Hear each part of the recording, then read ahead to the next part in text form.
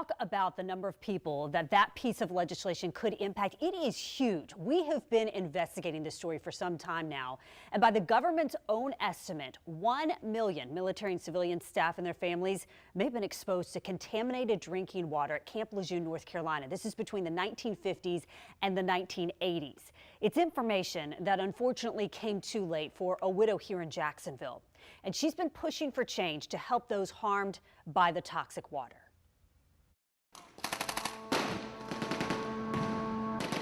They shouldn't have to be fighting their own government to be compensated for the wrongdoing of their own government. Moving up to the bar! Eric Holford joined the Marines young, just 18, and he died young at the age of 53.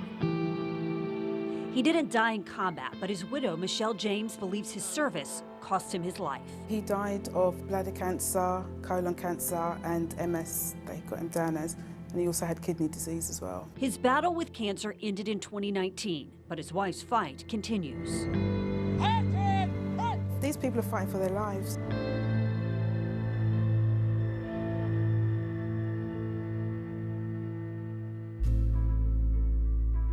He suffered a lot. He did.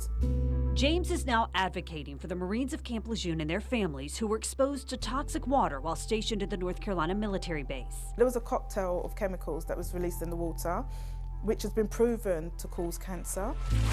The water was tainted by solvents and hazardous chemicals disposed off base by a dry cleaning company and industrial activities on base.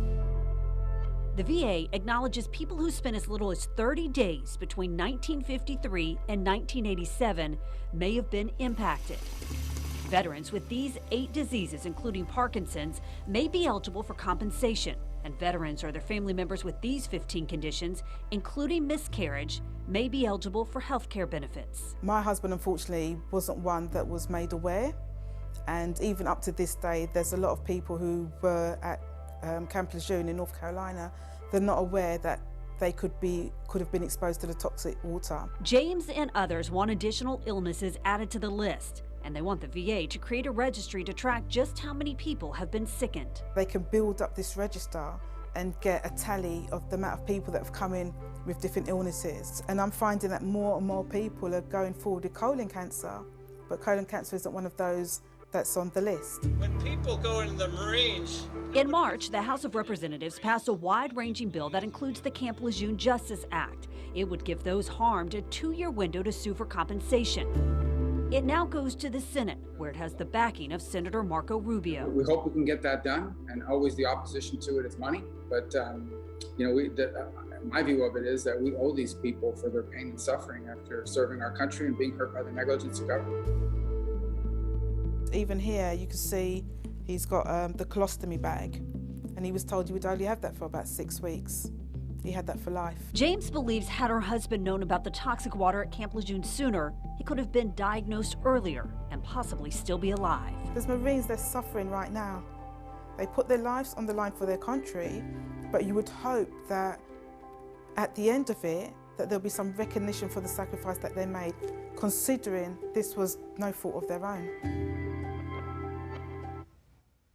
And so the big breaking news tonight is that a bipartisan deal has been reached in the Senate, and it does include the Camp Lejeune Justice Act. That is according to Senator Marco Rubio's office. Now, once the text of this bill has been finalized, it will then be put on the floor for a vote by the Senate. After it passes the Senate, it must then be passed by the House and signed into law by President Biden. We, of course, will keep you updated. Anthony? We definitely will. Thank you, Heather. I know that